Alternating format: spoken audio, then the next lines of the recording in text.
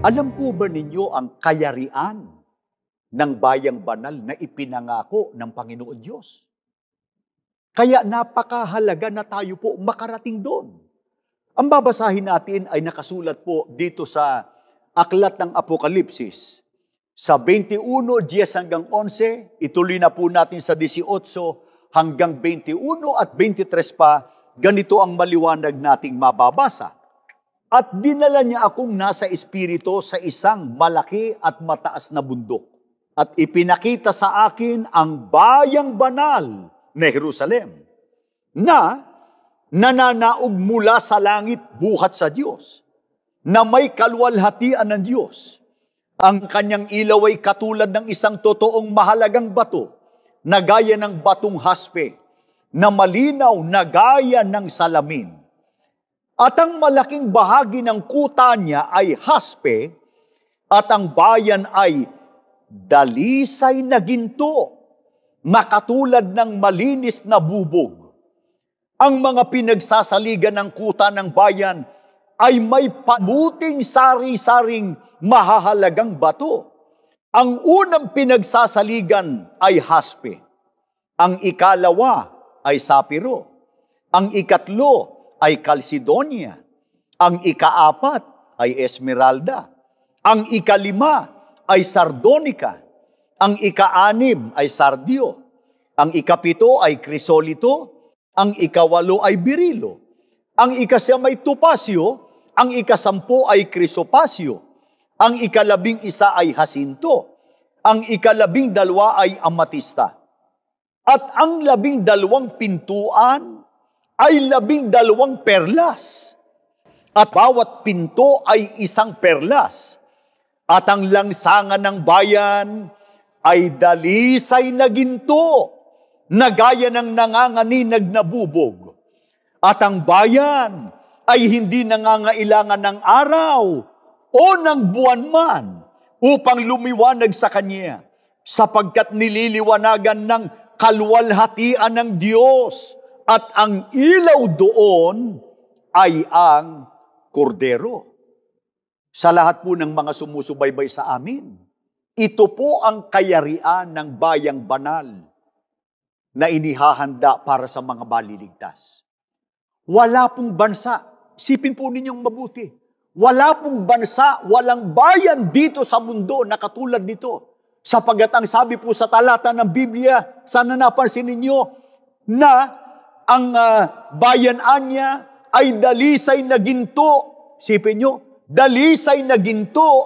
At pagkatapos po, ang pinagsasaligan ng kuta ng bayan ay mamahaling bato. Yung mga mamahalin at mahalagang bato. Pati ho yung lansangan doon, napakalaki ng pagkakaiba. O sige, isipin po ninyo mga kaibigan namin, aling bansa, o sabihin natin pinakamayamang lunsod sa daigdig na ito, na ang lansangan o kalye, pure gold o dalisay na ginto. Meron ba kayo nakitang ganyan? Walang ganyang lansangan dito sa daigdig na ito. At hindi lang yun. Ayon po sa talata ng Biblia, sana napansin po ninyo, at ang 12 pintuan ay 12 perlas. Sipin nyo, isang pintuan. Malaking perlas. Isang pintuan lang ho yun. Naroon po ang pinakamalaking perlas sa lahat. Ano pa po ang naroon sa bayang banal, mga kaibigan? Naroon din po ang ilog ng tubig ng buhay at ang punong kahoy ng buhay. Hindi po yan opinyon. Gaya po ng mababasa natin dito po sa 22, 1 hanggang 3. Dito pa rin po sa Apokalipsis. At ipinakita niya sa akin ang isang ilog ng tubig ng buhay, na maningning na gaya ng bubog, na lumalabas sa luklukan ng Diyos at ng Kordero, sa gitna ng langsangang yaon, at sa dako rito ng ilog, at sa ibayo nito, naroon ang punong kahoy ng buhay, na namumunga ng 12 iba't ibang bunga, na namumunga sa bawat buwan, at ang mga dahon ng punong kahoy ay pampagaling sa mga bansa. At hindi na magkakaroon pa ng sumpa, at ang luklukan ng Diyos at ng Kordero ay naroroon at siya'y paglilingkuran ng kanyang mga alipin. Binasa po natin ang mga talata sa Biblia na doon po sa Bayang Banal, naroon ang ilog ng tubig ng buhay at ang punong kahoy ng buhay. Kaya ang buhay na taglay po ng tao roon, mga kaibigan, ay buhay na walang hanggan. At doon po, bateri sa talata ng Biblia, hindi na po magkakaroon ng anumang bagay na isinumpa. Hindi kagaya ng pamumuhay dito sa daigdig. Kaya habang naglalakbay po sa daigdig na ito, narito pa tayo sa daigdig na ito, yung mga taong nakarating sa tunay na paglilingkod, anong pagtuturing sa sarili ng mga nakatakdang manahanan doon sa Bayang Banal? Itinuturing po nila na sila po dayuhan o manlalakbay na nakikipamayan lamang sa daigdig na ito. Gaya po ng patotoo ni Apostol Pedro sa unang Pedro 2:11, subaybayan po ninyo. Mga pinakamamahal, ipinamamanhik ko sa inyo bilang mga dayuhang nakikipamayan sa daigdig na ito. Talikdan na ninyo ang masasamang hilig ng katawan na naghihimagsik laban sa Espiritu. Kaya ang mga kaanib po sa tunay na iglesia, maaaring tayo po nakikisalamuha sa mga tao sa daigdig na ito.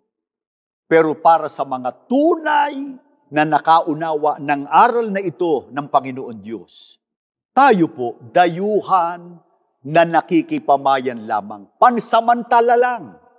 Pansinin po ninyo, pansamantala lang, hindi po panatilihan ang pagtira natin sa daigdig na ito sapagkat ang tunay nating bayan ay ang langit na ipinangako ng Diyos at ng ating Panginoong Kristo.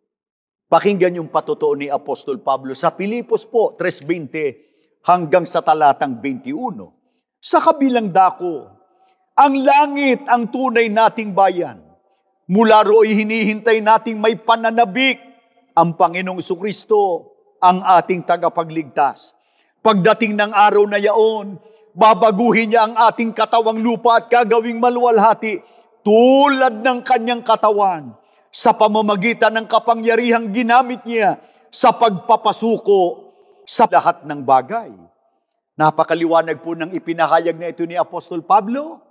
Ang langit ang tunay nating bayan.